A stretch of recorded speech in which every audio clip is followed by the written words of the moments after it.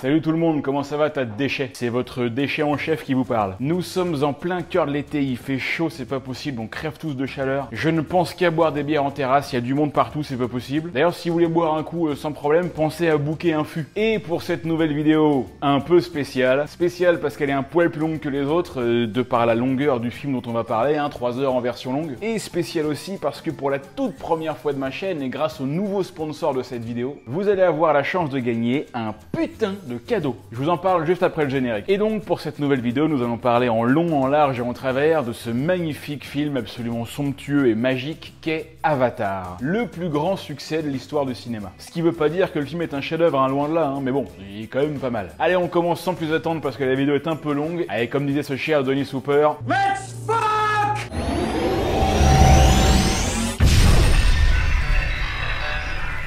Alors mes petits potes, ouvrez bien vos oreilles et vos yeux et écoutez ce que je vais vous dire. Parce qu'avant de commencer cet épisode, je suis extrêmement heureux de vous annoncer que le nouveau sponsor de cette vidéo vous offre un télescope Dobson Skywatcher d'une valeur de 595 francs. Quand ils m'ont contacté, ils m'ont dit bonjour monsieur Solo, on aimerait beaucoup travailler avec vous et en plus on a une petite enveloppe pour pouvoir offrir un cadeau sympa à quelqu'un de votre public. Alors moi je leur ai dit mais bien sûr, évidemment, c'est génial, mais peut-être une suggestion, est-ce que vous pouvez me donner l'enveloppe à moi? Puis alors les gens du public, on enverra une paire de chaussettes et une boîte de thon. Ce à quoi ils m'ont répondu d'aller bien me faire et ils m'ont ensuite demandé si j'avais des idées de cadeaux. Ni une ni deux, j'appelle mon poteau Nico de la chaîne Astro Nico pour avoir quelques conseils. Et on vous a dégoté ce très beau télescope type Dobson, donc de 203 203 pour le diamètre et 1200 pour la longueur focale, d'une valeur de 429 €. Bah je vous avais dit, on se fout pas de votre gueule quand même. Bah Nico, dis-leur. Non mais carrément, c'est un superbe instrument, facile à utiliser, facilement transportable, facilement réglable. Vous pouvez faire de belles observations à la fois sur la Lune, les planètes, Jupiter, Saturne, et divers objets du ciel profond. Et si l'astronomie vous intéresse, n'hésitez pas à venir voir mes tutos et surtout mes séances de direct en visuel assisté qui sont super cool. Eh ouais, et croyez-moi que c'est Nico qui vous le dit, c'est pas des conneries. Enfin bon, si, un peu quand même. On vous prépare quelques petits trucs sympas avec Nico là. Bisous mon Nico. Bisous mon Yann. Et tout ça, c'est grâce au sponsor du jour, Lord Mobile. C'est pas compliqué, c'est l'un des jeux les plus populaires au monde. Je veux dire, si vous connaissez pas, c'est que vraiment, vous connaissez pas. Vous n'avez pas honte? Quelle indignité. Lord Mobile, c'est un jeu de tatane dans ta gueule, en mode médiéval, avec des armes bien lourdes et des armées qui défoncent tout. Ça pète de partout, c'est le dawa, c'est extrêmement facile à jouer, bref, c'est tout ce qu'on aime. Mais faut quand même avoir un peu de stratégie si tu peux pas finir écrasé en mode Tu commences d'abord par développer une ville, bon, t'essaies de faire en sorte qu'elle ressemble un peu plus à New York qu'à Mulhouse. Ensuite t'entraînes tes personnages, histoire qu'ils se prennent pas une rouste dès leur première sortie. Tu construis ton armée en mode Rohirrim, tu rejoins une guilde et tu vas te fighter avec des joueurs dans le monde entier. Et le but du jeu est extrêmement simple, tout dégommer. Et non seulement vous allez kiffer jouer à ce jeu parce qu'il est fun et très joli, mais en plus vous allez pouvoir remporter plein de cadeaux dans de bleu. Vous avez juste à utiliser le lien dans la description pour pouvoir télécharger le jeu gratuitement et écoutez bien ça, tous les participants, et je vous parle pas des 50 ou des 100 premiers, tous les participants recevront une chier de cadeaux pendant 7 jours d'affilée. Il y en a pour 350 € de cadeaux les gars, quand même. Et pour avoir une chance de gagner le cadeau ultime, le télescope, comment qu'on fait? Tous les joueurs qui auront atteint le niveau de château 12 à la fin de l'événement participeront à un tirage au sort et le gagnant sera contacté par Lord Mobile. Donc en gros si on résume, vous téléchargez le jeu, c'est gratuit, vous jouez, vous avez des cadeaux pendant une semaine et vous avez une chance de gagner un télescope à presque 450 boules. Mais qu'est-ce que vous attendez les gars? Mais je vous le demande, mais qu'est-ce que vous attendez? Perso, je remercie vraiment Lord Mobile pour ce super événement et pour ces très beaux cadeaux.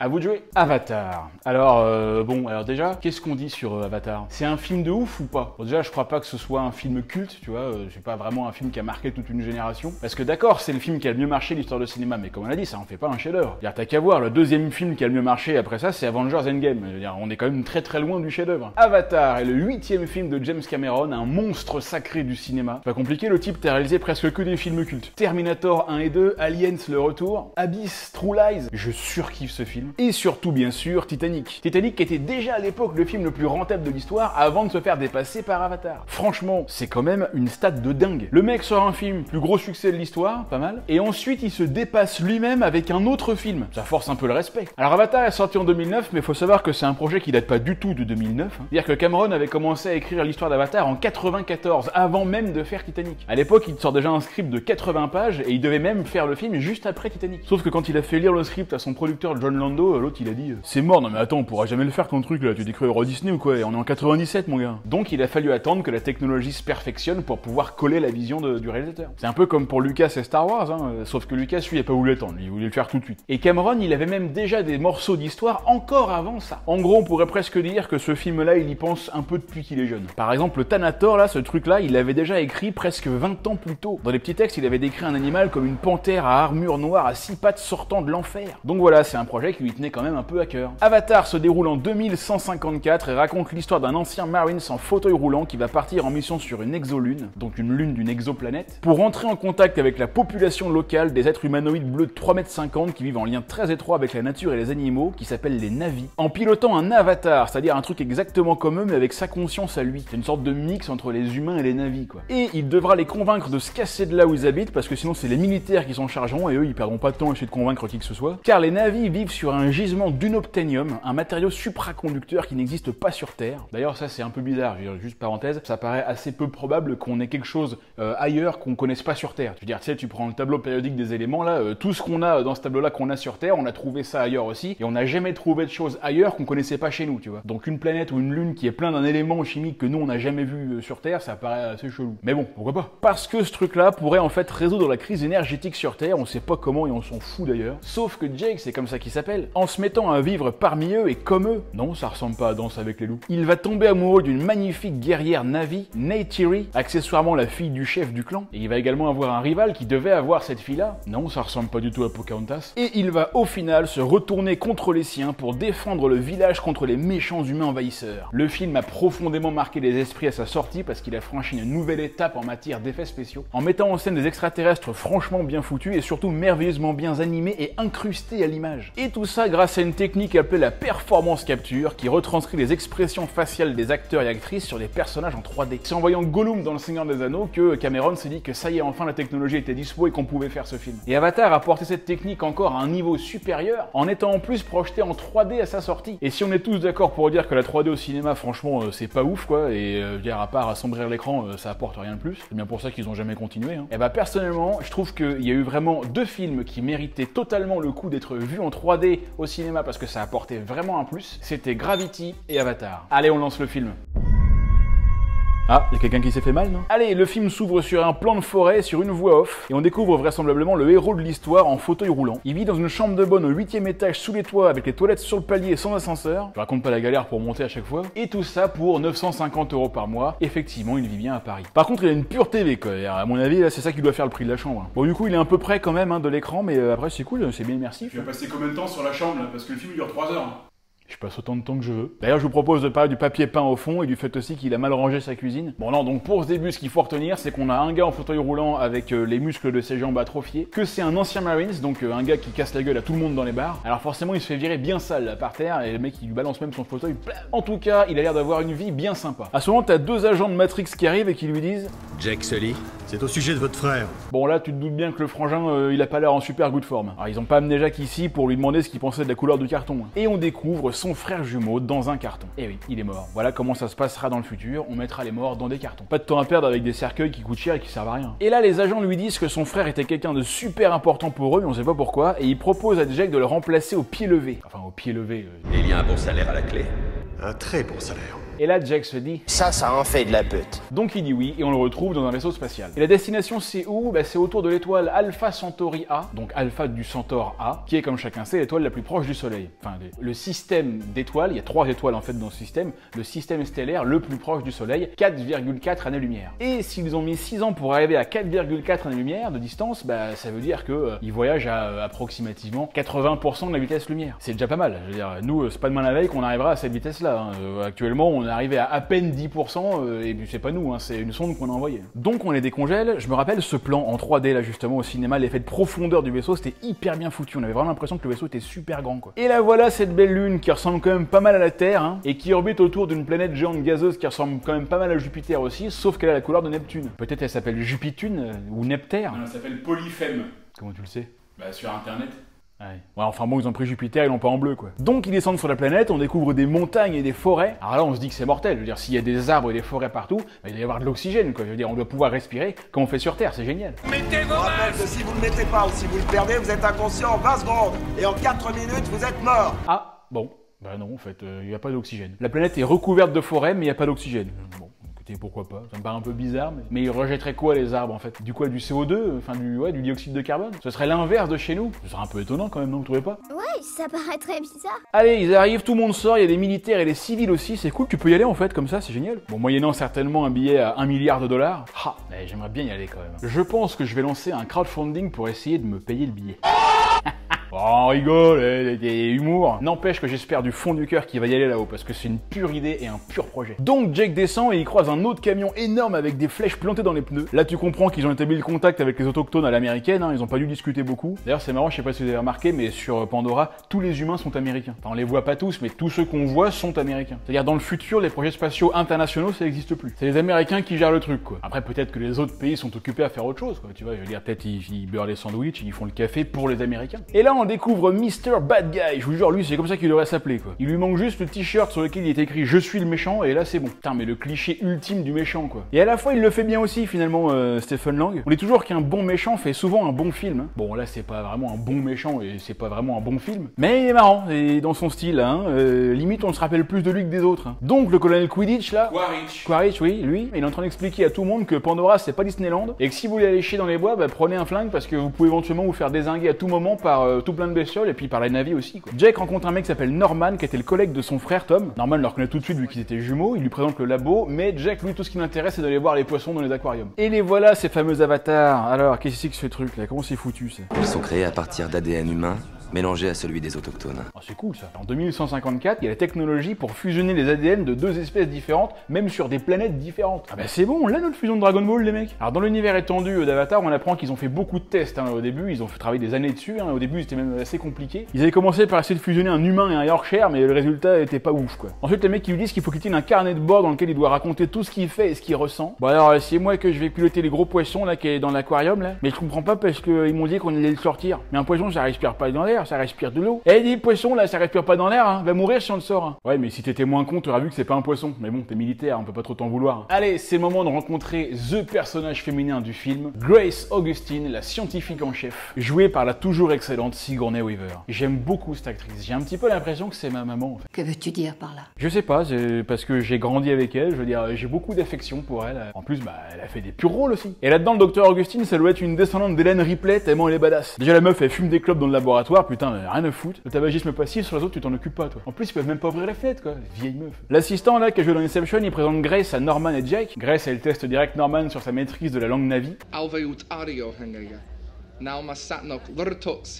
Ensuite, Jake se présente, mais Grace, ça n'a rien à foutre parce que c'est pas lui qui voulait, c'est son frère. Il est mort. Est-ce que vous avez travaillé en laboratoire? J'ai déjà disséqué une grenouille. Bah ouais, il était dans la même école qu'Eliot dans E.T. Donc Grace, elle va voir le responsable, le type, encore un cliché, mais c'est abusé tellement c'est nul. On dirait un personnage écrit par un second audiovisuel, quoi.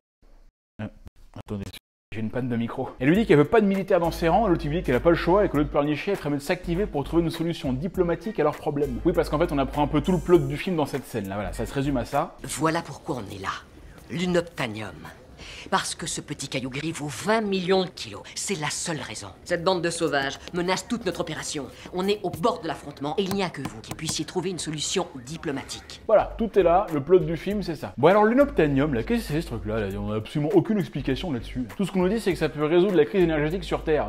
Et oui, et comment alors? Bon alors déjà, l'unobtanium, c'est un nom qu'on retrouve pas du tout que dans Avatar, hein. Il y a déjà d'autres œuvres de fiction bien avant qui avaient utilisé ce mot-là. Et d'ailleurs, en faisant des recherches, on se rend compte que c'est dans les années 60 qu'il y a des ingénieurs en aérospatial qui ont inventé ce mot-là pour désigner un matériau fictif qui aurait des propriétés physiques un peu de ouf, quoi, que aucun autre matériau sur Terre n'aurait. Ultra résistant à très haute température, léger, très peu massif, résistance aux frictions, aux radiations. En gros, le truc ultra rare, peut-être même pas disponible sur Terre, et donc bah impossible à obtenir. Et impossible à obtenir en anglais, ça se dit unobtain. Alors on rajoute le ium pour que ça fasse style élément chimique en mode uranium et plutonium, et ça donne l'élément chimique impossible à obtenir, l'unobtainium. Et donc voilà ce qu'est l'unobtainium. Voilà ce que les humains essayent de choper sur Pandora. Et il y a un clan de Navi qui vit sur l'un des plus gros gisements de l'unobtainium de la planète, donc bah ils ont intérêt à décarrer vite fait, hein. Bah alors, bah évidemment faut qu'ils bougent, mais qu'ils se cassent, il y a plein d'arbres partout ailleurs. On peut nous casser les couilles, attends, on en a besoin nous, eux ils en font rien, ils savent même pas ce que c'est, ils savent même pas l'extraire, ils en font rien. Mais qu'ils nous le donnent enfin, mais sinon ça va nous sauver, ils veulent rien nous donner, ces putains d'égoïstes. Allez c'est parti, on met Jake et Norman dans la machine, ils vont tester un peu les avatars pour voir ce que ça donne. T'as les mecs ils ont du matos sérieux, hein. La thune que ça doit coûter aussi, j'espère qu'ils ont pris l'Apple Care. Allez let's go, bingo, on transfère la conscience en vitesse lumière et bingo, on est dans l'avatar. Et le truc de ouf pour Jake, c'est que là, il retrouve l'usage de ses jambes et la sensation, mais laisse tomber quoi. On peut pas imaginer vraiment ce que ça peut donner, mais je pense que le truc qui pourrait s'en rapprocher un peu, c'est, tu sais, quand tu te lèves et que t'as la gaule du matin, là, et puis que t'as ton chien qui vient te dire bonjour. Est-ce que vous savez d'ailleurs qu'une érection contient autant de sang qu'un hamster adulte? Et replacer ça en soirée. Alors du coup, il veut tester ses jambes tout de suite, donc il se lève. On se rend compte qu'ils sont bien grands, hein, les trucs, hein. Ils doivent faire dans les 3,50 m. Alors Jake, il s'en fout les tests de vérification, tu vois, il fout déjà un peu la merde partout, parce qu'il a une grande queue, en fait, qui est longue et qui est très dure, donc il arrive pas trop à la maîtriser, un peu comme moi. Et après, il sort le cul à l'air, ce con. Non mais oh, on est pas au Cap d'Agde. Il a même pas de slip. Non mais attends, sans gêne, quoi. Bon, ça dit, moi, je sors souvent comme ça aussi. Et là, bim, il te sort au grand air. Ah, ça fait du bien. Il y a d'autres avatars qui jouent au basket, laisse tomber le panier, il doit être à 5 mètres, quoi, tu sais, le truc ultra haut, quoi. Bon, ça dit, même à 5 mètres, je suis sûr que Dwight Howard, il peut te dunker là-dessus. Voilà, quand en 2007, il te fait un dunk en te collant un sticker en haut du plexiglas du panier, et qu'en 2009, il te dunk easy sur un panier à presque 4 mètres, oh, je suis sûr que tu mets contre les avatars, il leur met une race. Hein. Bon, Jake, lui, il est en surkiff, il court partout, on comprend qu'il est dans un camp d'entraînement d'avatar. L'animation et l'incrustation sont juste géniales pour le film de 2009. Je me rappelle justement à ce moment-là, mais dit que vraiment, on avait franchi un nouveau cap. C'est un peu comme une nouvelle transformation de Son Goku Vegeta, tu vois, c'est le next level, quoi. Et là, Grace arrive et on la reconnaît vraiment hein, dans son avatar. Et ça, c'est grâce à la performance capture. C'est encore plus évolué que la motion capture, quoi. La motion capture, ça capture le mouvement, et la performance capture, ça capture la performance de l'acteur, quoi. Ouais, mais en fait, là, j'ai pas fini. Le jeu de l'acteur, quoi. Ses traits de visage et ça va encore plus loin, quoi. C'est bon, là, t'as fini? Oui, c'est bon, là, j'ai fini. Allez, la nuit tombe, les couchers de soleil sont sympas, hein, avec la planète et les autres lunes, là, ça fait un peu paysage de science-fiction, là. Cela dit, si demain on s'installe sur Europe, Encelade ou Titan, hein, les satellites de Jupiter et Saturne, bah on aura des couchers de soleil un petit peu comme ça. Hein. Bon, là, le ciel serait noir, parce qu'il n'y a pas d'atmosphère sur ces satellites-là. Enfin, sauf sur Titan, où si, il y en a une même très grosse. Mais en fait, c'est même pas vraiment de la science-fiction. Hein. Avant de se coucher, Jake joue avec sa queue. Ne jouez pas avec ça, ça rend sourd.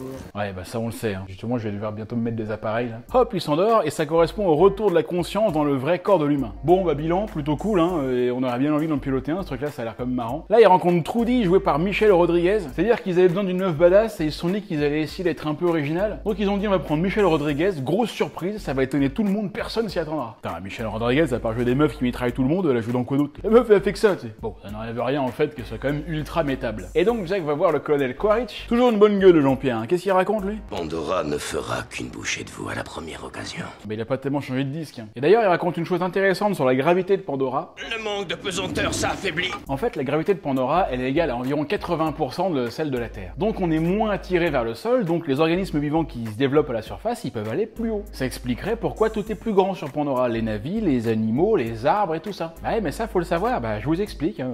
Si on est moins attiré vers le bas, on grandit plus. Oui, mais ça, tout le monde le sait. Oui, mais moi, j'en sais plus que tout le monde. Et si vous voulez Quaritch suit le programme Avatar, il en pense beaucoup de bien. Le programme Avatar est une bouffonnerie. Une bande de guignols surdiplômés qui brassent de l'air. Évidemment, les mecs, ils sont là pour trouver une solution diplomatique sans utiliser les armes. Mais le colonel, il comprend pas, il est là, mais comment ça, ils n'utilisent pas d'armes? Mais bien sûr que si. Pourquoi on leur tire pas dessus directement? Je veux dire, ça irait beaucoup plus vite. Et c'est vrai que ça irait plus vite, hein. Je veux dire, 3-4 roquettes dans la gueule, ils vont comprendre qu'on n'a pas de temps à perdre. Hein. Mais au lieu de ça, non, faut parler avec eux, ça prend 10 plombes, n'importe quoi. Il ferait mieux de faire comme on fait sur Terre, hein, ça irait beaucoup plus vite. Et là, Quaritch, pour montrer qu'il déconne pas, il va faire une petite démo de son joujou. Il allume la musique et il se met en mode Rocky.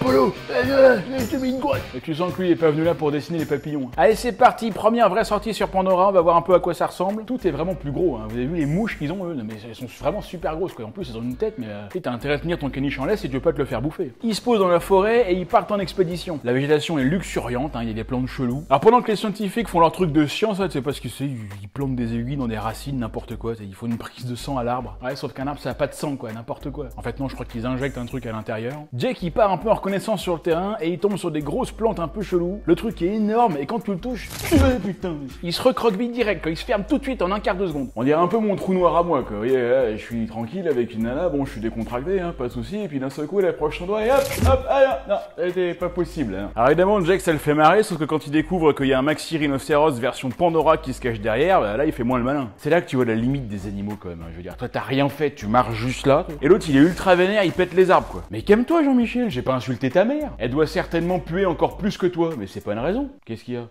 Ah, c'est la télé que vous regardez derrière Oui, c'est nouveau, oui, bah écoutez, ça vient d'arriver, voilà. Ils me l'ont livré pendant l'épisode, quoi. J'étais en train de tourner, ils sont arrivés comme ça. Donc voilà, je les mets là pour l'instant, j'ai pas tout de suite le temps de refaire mon décor pendant l'épisode. Donc pour l'instant, on fait comme ça, et le nouveau décor, avec cette télé, je le ferai plus tard. Bon, le Rhino est vénère, mais il se calme quand même quand il voit l'espèce de panthère monstre méga badass. Alors, elle va rien pouvoir faire contre les rhinos, mais par contre, Jack, il a intérêt de se carapater en vitesse s'il veut pas finir en steak tartare bleu, quoi. Donc c'est parti, course-poursuite. Si vous tendez bien l'oreille, vous remarquerez que le Thanatos, comme ça qu'il s'appelle, il a le même cri que le T-Rex de Jurassic Park.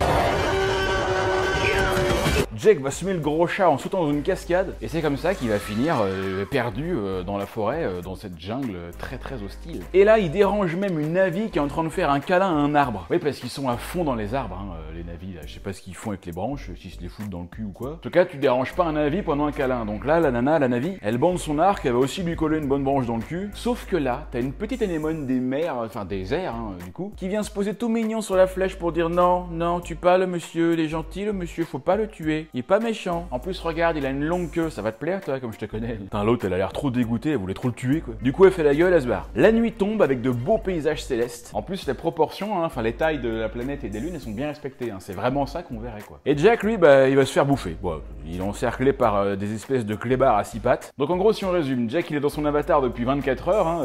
Il est là pour rentrer en contact avec la nature, avec les êtres qui peuplent cette planète, enfin, cette lune. Et pour l'instant, je crois qu'on peut dire que ça se passe plutôt bien.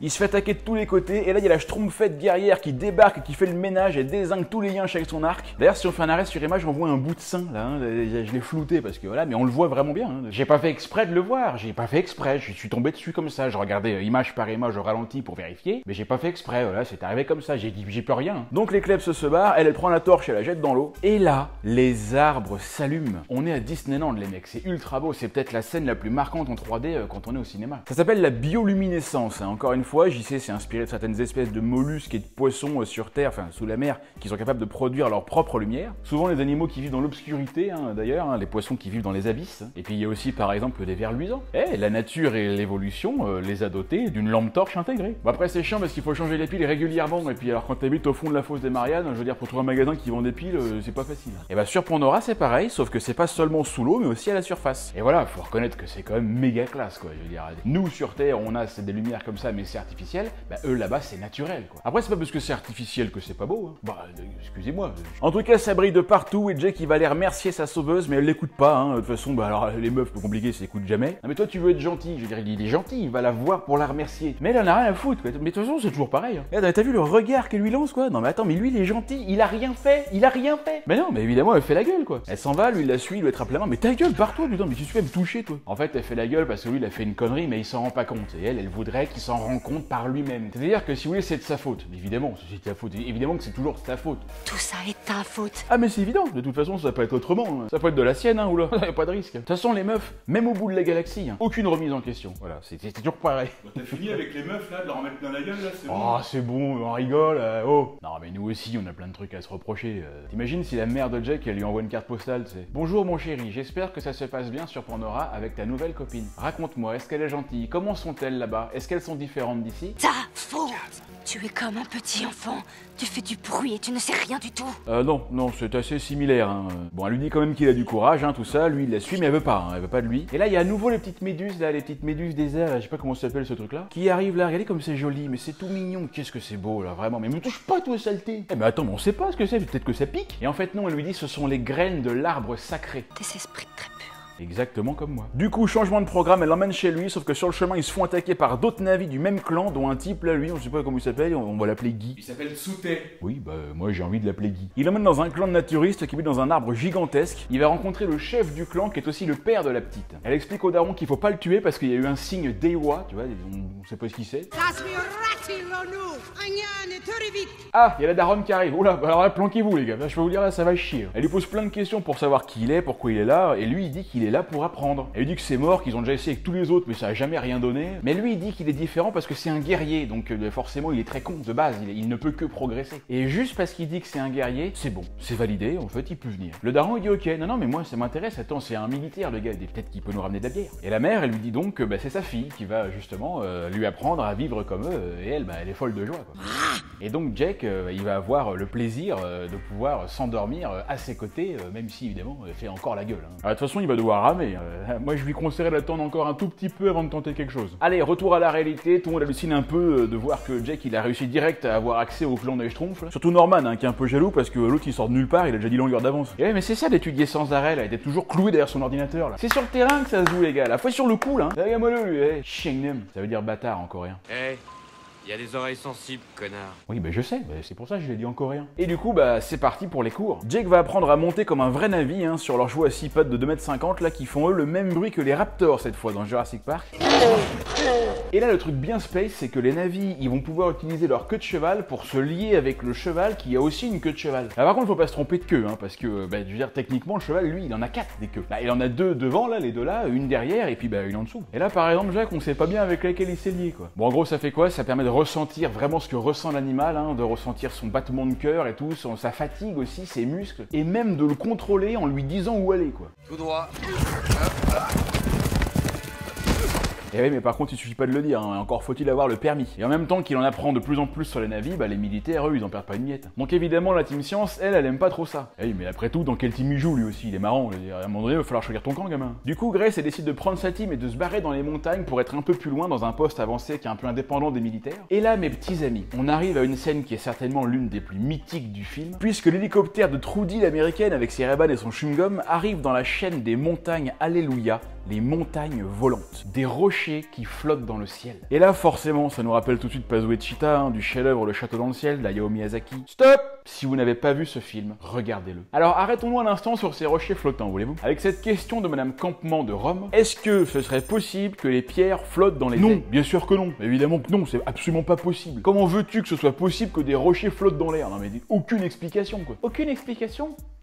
Et bah justement, dans la version longue à ce moment-là, justement, il y a un plan de Jack qui dit: c'est une sorte d'effet de lévitation magnétique dû au fait que l'unobtainium est un supraconducteur ou un truc comme ça. Voilà. Bon. T'as pigé, toi? Moi pas. Non. Et puis on n'aura pas plus d'explications. Mais par contre, ce qui est méchamment cool, c'est que pour nous, c'est pas très clair, mais que pour certains qui maîtrisent un tout petit peu la physique et des trucs comme ça, bah tout ça, ça fait du sens. Et d'ailleurs, il y en a un qu'on connaît bien, un astrophysicien qui aime beaucoup parler de physique et de science-fiction, tout ça dans les films. C'est l'ami Roland Lehoucq, évidemment, l'auteur du fameux Faire de la science avec Star Wars. Et bah parmi ses nombreuses conférences sur la science dans les films, il en a fait une sur la science d'Avatar, et à la fin, il te fait même un test pour démontrer en direct qu'effectivement, un matériau supraconducteur ou superconducteur, à savoir un matériau qui laisse passer le courant électrique sans aucune résistance, peut créer un champ magnétique et que si on met un aimant au-dessus, le truc va flotter dans l'air sans bouger. Eh ouais, ça vous épate, hein? Parce que ça veut dire que si certaines conditions sont réunies, eh ben, des pierres qui flottent dans les airs, ce serait peut-être possible. Bon, évidemment, les conditions dont on parle, elles sont extrêmement compliquées, pour ne pas dire impossibles à réunir. En tout cas, regardez sa conférence, je vous ai mis le lien dans la description avec le timecode du moment où il en parle, franchement, bah, comme d'hab, c'est super intéressant.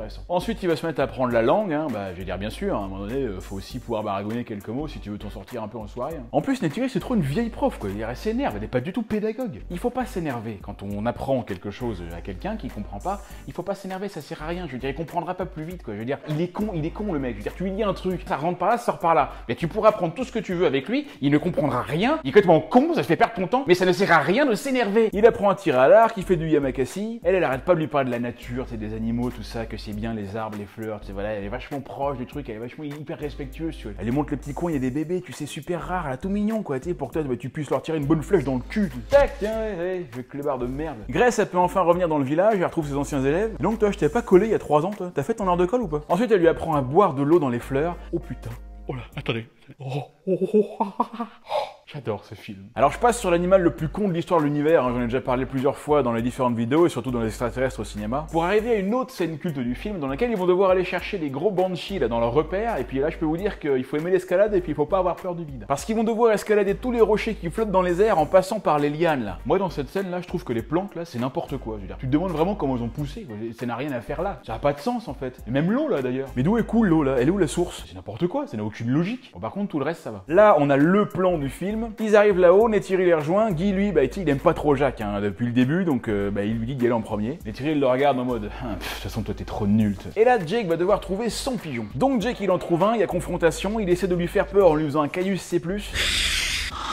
Et là, faut qu'il arrive à faire Tsahiluk. C'est le lien, le fameux lien entre les deux queues là. Pas évident à faire parce que l'autre il se laisse pas faire quoi, tu vois. Allez, allez, me relie la tête, vise la jugulaire, Bon, il y arrive, l'autre se calme et c'est parti pour le premier vol. Alors au départ, on sait pas pourquoi, mais le Banshee là, il sait pas voler. Il tombe comme un abruti, quoi. Oui, bah je sais pas, t'as peut-être des ailes, non? Depuis que t'es né, c'est pas un peu la première chose que t'as fait, c'est d'apprendre à voler? Non, faut que ce soit Jake qui lui dise de voler normalement droit pour que le truc se mette à bien voler. Putain, il est pas tombé sur le génie de la bande. Neytiri les rejoint et là, on va voir un plan très spécial pour moi, puisque c'est le plan sur lequel je suis tombé amoureux d'elle. Regardez, j'arrive, attention, sur celui-là. Voilà, ce plan-là, je tombe amoureux d'elle. Et je le suis encore aujourd'hui d'ailleurs. Ça va vous paraître dingue, je sais, mais je suis fou amoureux d'elle. Si je ne fais pas l'amour avec elle d'ici 2 mois, je me suicide. Elle lui apprend les bases du vol, et là d'un seul coup, tu te demandes si Neytiri, elle serait pas un peu belge sur les bords. J'ai tourné, j'ai senti le vent, j'ai tourné, et j'ai tourné, j'ai senti le vent, mais tu ne m'as pas vu, et pourtant j'étais bien là derrière toi. Et ils arrivent dans un endroit très spécial. L'arbre des âmes. Ce qui se passe là est extrêmement intéressant sur le plan de la biologie. Elle m'a toujours fait délirer cette phrase. Je trouve que ça fait vachement genre, tu sais, Cameron il a voulu essayer de mettre une phrase un peu intéressante, un peu scientifique, mais tu il connaît rien quoi, donc il savait pas trop quoi mettre en fait. Tu là ouais, c'est vachement intéressant d'un point de vue de la biologie là. Et vous avez vu professeur, il y a 2 planètes dans le ciel. Ouais, mais ça aussi c'est vachement intéressant d'un point de vue, tu sais, par rapport aux planètes là, tout ça là. Et les plantes qui brillent la nuit, bah ça aussi c'est par rapport à la lumière, tout ça, c'est super intéressant. Ah non mais il y a des trucs intéressants sur cette planète. Pas une planète, c'est une lune. Oui, mais c'est pareil, m'emmerde pas. Bon donc les deux là ils sont badass, c'est vrai, mais c'est pas les plus badass parce que là ils vont se faire attaquer par un pur dragon de ouf, un truc énorme. Il lui échappe de justesse dans la forêt et là Neytiri va lui raconter une légende comme quoi le grand-père de son grand-père était Toruk Makto et il a réussi à rider sur ce truc. Il lui avait fait le Tsahiluk Skywalker et ce truc n'est arrivé que 5 fois depuis la Coupe du Monde 98. Donc en gros celui qui arrive à monter là-dessus, il est un peu comme le king quoi, c'est comme l'élu quoi, comme le rassembleur. Bon Jake lui dans son carnet de bord il commence à dire qu'il est un peu paumé hein, qu'entre les 2 mondes là, les 2 vies qu'il mène, il sait plus trop où il en est, ce qu'il doit faire. Hein. Et le colonel lui, qu'est-ce qu'il en pense de tout ça? Ça fait longtemps qu'on l'a pas vu, il a peut-être changé d'avis. Je crois qu'il est temps de mettre un terme à cette mission. Ah, mais ça aurait été étonnant. Mais Jake lui dit non attends, toi t'as pas vu Neytiri. C'est une déesse la meuf. Quand elle boit de l'eau dans les fleurs là, je peux te dire que ton kiki devient tout dur. Il lui dit qu'il doit assister à une cérémonie pour faire officiellement partie du clan et qu'à ce moment-là, bah il pourra les convaincre de bouger quoi. Koach il est dégoûté hein, parce qu'il est en train de se dire que si ça se trouve, il va même pas pouvoir en buter un seul quoi. Bah, attends, il est venu que pour ça et on va le priver de jouer à ses jouets. Bah moi ça je trouve c'est pas normal. Donc ça y est, il fait partie du clan, il est un des leurs et il va peut-être enfin pouvoir se taper la fille du chef. Bah attendez, c'est une scène qu'on attend tous depuis 1h30. Bah c'est-à-dire qu'à force de se balader le cul à l'air, il y a bien un moment donné, elle va finir par passer à la casserole. Alors là ils arrivent à l'arbre des âmes là, encore un truc chelou hein, mais plutôt joli. D'ailleurs il y en a qui ont fait un grand jeu de rôle Avatar, vous savez un truc un peu grandeur nature là, j'en ai déjà mis 2-3 fois des extraits parce que j'aime bien ce truc là. Et alors eux pour essayer de refaire l'arbre des âmes, ils ont essayé de créer un truc un petit peu sympa, je trouve qu'ils ont une bonne idée. Ils ont utilisé du PQ. Ouais, voilà. Non mais c'est bien, c'était plutôt créatif hein. Ça rend pas mal hein. Bon après il faut juste que le PQ soit propre quoi. Et alors en fait avec ce truc là, tu mets ta queue de cheval sur les trucs là, sur les branches, et tu peux entendre les voix des ancêtres navis qui sont morts il y a longtemps. C'est-à-dire c'est un peu comme une sorte de téléphone dans le passé quoi. Tu peux entendre les ancêtres et puis tu peux peut-être même leur parler quoi. Oui allô, y a quelqu'un au bout du fil? Oui, c'est pourquoi? Je voudrais parler à Jean-Pierre s'il vous plaît, est-ce qu'il est là? Non, il est parti au coiffeur et puis il est parti prendre 2 baguettes aussi. Ah bon bah quand il revient vous lui dites de me rappeler s'il vous plaît. D'accord, je transmets. Bon là c'est le plan où Neytiri est la plus belle de tout le film. Et donc enfin ils s'embrassent. Et là ils vont même aller encore plus loin puisqu'ils vont faire le Tsahiluk ensemble. Ils vont s'entremêler, se lier leurs tresses tous les deux. Ouais ça, oh c'est bon ça. Donc en fait s'entremêler la queue de cheval c'est un petit peu comme faire l'amour. Si je réfléchis, il y a un truc bizarre en fait là. Va falloir qu'on m'explique quelque chose là. Parce que si on suit la logique du truc. Ouais, non mais oui, complètement. Ah oui, non mais ils sont complètement dégueulasses. C'est vrai que c'est dégueulasse.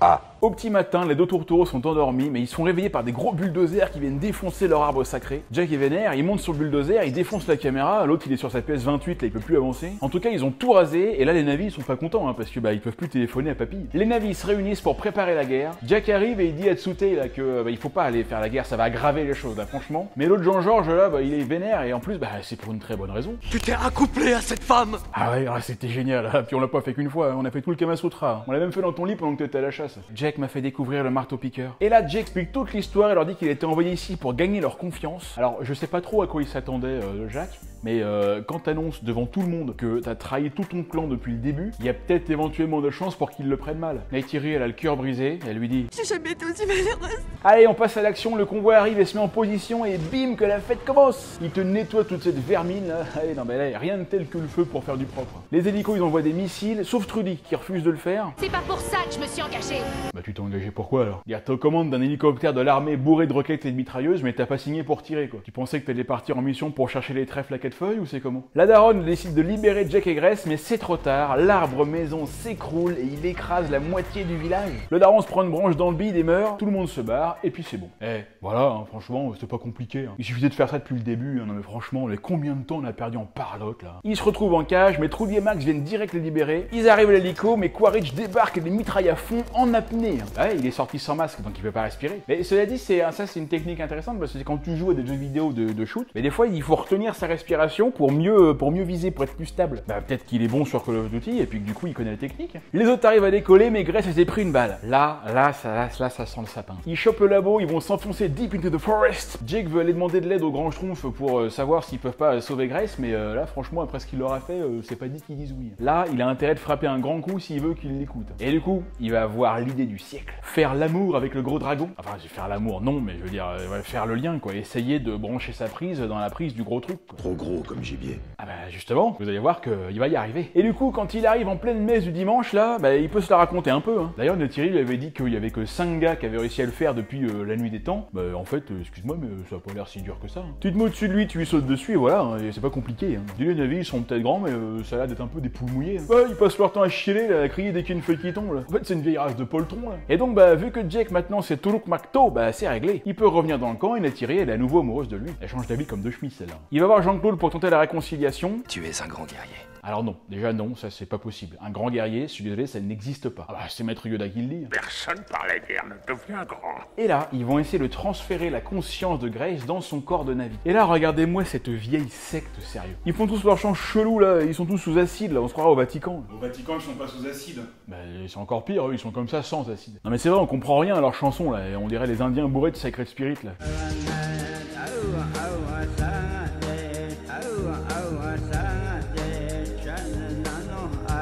Ah eux, ils ont pas bu que de l'eau. Hein. L'OAC. Bon, ça a pas marché les gars, faudra avoir votre technique parce que la Grace elle est morte. Hein. Puis du coup, Jake est pas content, hein. Là, il va prendre la parole. Donc Jake, il réussit à motiver tout le monde pour aller rassembler tous les clans de Pandora. Il réussit à rassembler énormément de monde et il se prépare pour la guerre. À la base, c'est pareil, hein. Quaritch, il rassemble toutes les troupes, ils vont leur envoyer un bon petit cadeau qui va les chatouiller un petit peu là. Et Jake, il va aller téléphoner à Eywa pour lui demander d'envoyer des renforts parce que là, ça sent quand même un petit peu la mouise pour eux. Hein. Mais Neytiri, elle va lui expliquer que c'est pas comme ça que ça marche, que Eywa, c'est un peu comme Dieu, tu vois, qu'elle crée des choses mais elle prend pas parti. Ah oui, d'accord, oui. Non, bah alors dans ce cas, oui, effectivement, ça sert à rien de demander quoi que ce soit. Oui. Les navires sont mis au mode Rambo et là, la baston peut commencer. Au sol, ça va faire très mal aussi. Les navires arrivent par centaines, ils ouvrent le feu et c'est parti, c'est la guerre. Ça tire de partout dans les airs, au sol, les deux clans se font totalement défoncer, c'est le bordel total. Mais le problème, c'est que assez rapidement, bah, les navires, ils vont se faire défoncer. Bah, ils ont des arcs et des flèches et les autres, ils ont des missiles et des mitrailleuses. Il y a bien Trudy qui essaie d'en descendre un ou deux, mais elle va pas faire long feu non plus. Tu te demandes pourquoi elle a peint son hélicoptère en bleu, c'est complètement con. Et justement, si tu veux pas te faire voir, joue l'incognito, t'auras des fêtes surprises. Bon, les navires se font massacrer, bon, c'est bon maintenant. Ouais, franchement, les a assez vu, allez, ouais, c'est bon ça. Elle est crevée, bande de rats là. Pardon. Francis résiste un peu mais il se prend une balle et il tombe. Trudy, Dizzy Boujou. Et là, c'est fini. Et là, bah voilà, il n'y a plus personne. Et c'est alors, mesdames et messieurs, que dans un retournement de situation incroyable, Eywa va finalement bien envoyer tous les animaux à disposition pour défoncer l'envahisseur. Des centaines de Banshees débarquent et bouffent tout ce qu'ils peuvent. Au sol, c'est les rhinos et les chiens. Et Neytiri, elle ride même sur le Thanator. Il y a même les arbres qui attaquent. Ah non, pardon, non, ça c'est dans le Seigneur des Anus. Mais attention, le Seigneur avec un A. Les mecs sont sur le point de lâcher la bombe, mais Jack balance une grenade et bam! Hey, bonjour ma gueule! Ensuite, il arrive à faire exploser le vaisseau de Quaritch, mais il tombe dans le vide. Il se rattrape aux branches comme Neytiri lui a appris. Et Quaritch lui chope un gros robot et il se sauve de justesse. Il trouve le labo de Jake, il va tout défoncer, mais Neytiri est surgi avec sa panthère T-Rex pour le défoncer. Quaritch chope un schlass et il lui met un bon coup de lame dans le bide et le tue direct. Jake surgit comme un beau diable et là, il affronte le boss final. C'est vraiment ça, hein. Jake il est là, il est dans sa console, hein. Je veux dire, bah, il joue au jeu en réalité virtuelle. Quaritch défonce le labo, l'oxygène s'en va, donc ça réveille Jack qui ne contrôle plus son avatar. Quaritch en profite pour le choper par la queue de cheval, hein. La queue de cheval, hein. Bah. Bon, ça doit pas être tellement plus agréable. Il va pour lui mettre un coup de schlass, mais Neytiri est là et bam, mange ça, colonel. Jack se réveille, il essaie de choper le max à oxygène, mais ça marche pas, il n'y arrive pas en fait à le prendre. Tu sais, le masque il est ultra dur à prendre, quoi. Je veux dire, c'est le truc, ça doit être un masque de survie en mode urgence, tu dois pouvoir le prendre sans problème. Mais non, impossible, quoi. Il arrive pas à le retirer, quoi. C'est bien, vraiment, non mais qui a inventé ça, quoi. Du coup, Jack, alors qu'il était sur le point de réussir, il meurt.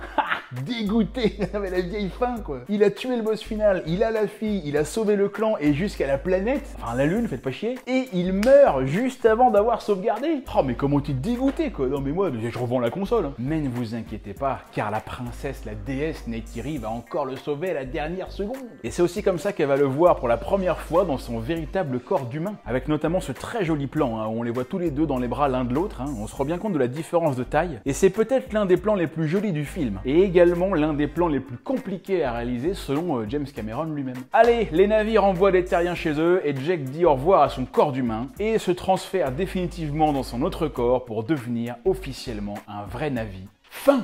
Wouhou, ça c'était de la vidéo bien longue. Et c'est pour ça que je vais vous expédier la fin directe là. Dis pour moi c'est 3 heures de tournage quand même. Allez les amis, voilà, comme d'habitude, merci de m'avoir regardé. J'espère que ça vous a plu. Évidemment, le like, le commentaire, le partage, l'abonnement, vous savez. Et n'oubliez pas, vous avez toujours cette possibilité de gagner un super télescope à presque 450 €. C'est grâce au sponsor Lord Mobile. Le lien pour télécharger le jeu est dans la description. Donc cliquez dessus, téléchargez le truc, jouez un petit peu et vous aurez peut-être la chance de gagner un super cadeau. Allez, la prochaine vidéo sera à nouveau un sujet d'astronomie, puisqu'on parlera d'un super télescope et pas n'importe lequel, le James Webb Télescope. Sur ce, je vous souhaite un très bon été, un très bon mois d'août. Je vous dis à très bientôt pour un prochain épisode. C'était Yann Solo sur 12 Parsec. Ciao.